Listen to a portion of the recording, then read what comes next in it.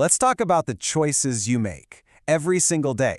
We're going to dive deep into the psychology of brand loyalty and really uncover the hidden forces that are pulling the strings on what you buy and why you keep going back for more.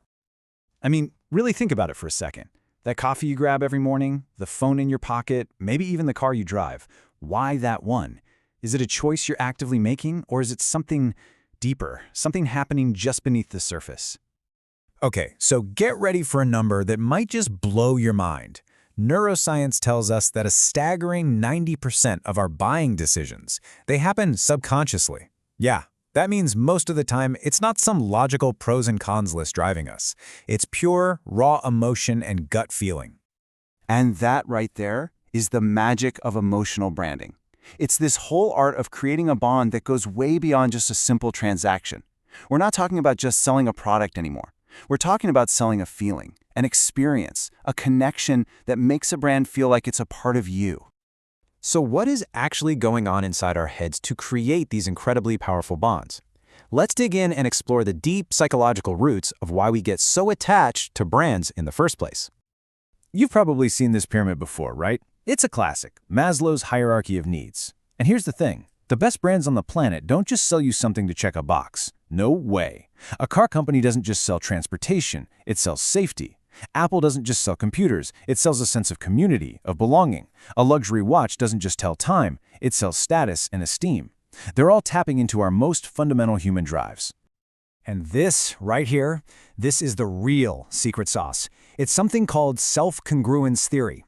We are just naturally drawn to brands that do one of two things. They either hold up a mirror to who we are right now, our actual self, or they show us a picture of who we aspire to be, our ideal self. Either way, that brand becomes a powerful tool for self-expression. All right, so we're starting to get the why, but how do brands actually do it? How do they build these emotional connections from the ground up? Let's open up their playbook and take a look. It all starts with the eyes. You know it. Brands know they have like seconds to make that first impression count. And those first visuals, a logo, a splash of color, the design of a website, they create this instant subconscious judgment call in your brain that pretty much sets the stage for the entire relationship. See, our brains are just not wired for spreadsheets and data points. They're wired for stories. And that's exactly why the most successful brands don't just sell you a product, they tell you a story. They weave these compelling narratives that connect with our deepest values, our biggest struggles, and our wildest dreams. I mean, come on. Nike is the perfect example. Are they really just selling shoes? Of course not. They're selling a story about overcoming the odds, about pushing your limits, about achieving greatness. Just do it isn't just a tagline, it's a whole narrative that millions of people have adopted as their own personal mantra. Now, a great story is one thing, but it completely falls apart if there's no trust. And trust, well, that's built through consistency, being transparent, and through what experts call social proof. You know, things like customer reviews and testimonials, all the stuff that proves a brand can actually walk the walk. Okay, let's take this one step deeper, because some brands, the really special ones, they achieve something that goes way beyond just loyalty. It's called brand intimacy. This is where you don't just like a brand, you feel this deep, personal, almost emotional connection to it. And marketers have a playbook for this too. They use 6 key archetypes to build that intimacy. There's fulfillment. That's when a brand just totally over-delivers on its promises. Identity, which we've already talked about, reflecting who you are. Enhancement makes you feel smarter or better.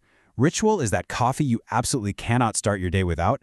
Nostalgia connects you to those warm, fuzzy memories. And indulgence, well, that's just about pure, simple joy. This kind of deep connection doesn't just happen overnight. It's a journey, and it happens in stages. It all starts with sharing, that first hello, the initial interaction. Then it moves to bonding, where real trust starts to form. And finally, for the strongest brands out there, it leads to fusing. That's the holy grail, where the brand truly becomes a part of who you are. So why? Why do companies pour millions, even billions, into building these emotional bonds? Because the payoff is absolutely huge. And trust me, it's about so much more than just getting you to buy something again. Let's just look at the cold, hard data for a second. This research is incredible. It shows that emotional attachment is the single biggest driver of business value. It accounts for a massive 43%. That is more than double the impact of the product's actual features. Let that sink in. The feeling is literally worth more than the thing. And that value shows up in some really powerful ways.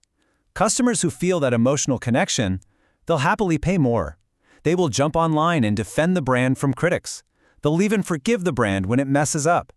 And best of all, they become its most passionate advocates, spreading the word for free.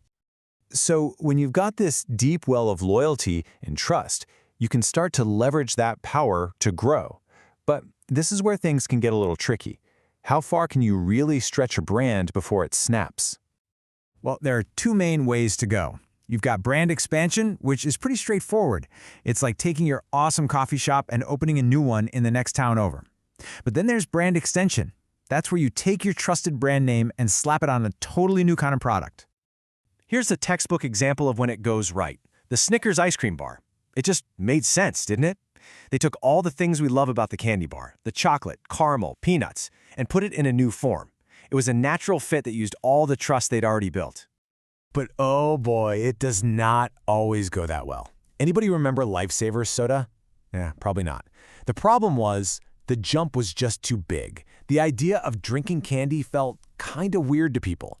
The emotional connection just couldn't stretch that far, and the whole thing was a massive flop. So if there's one crucial thing to take away from all this, it's this.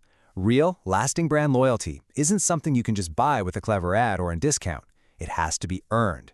It's built piece by emotional piece on a foundation of shared identity, genuine trust, and real human connection. And that brings us to one last question, and this one's for you. Take a look around at the products you use every day, the logos you might be wearing, the services you pay for.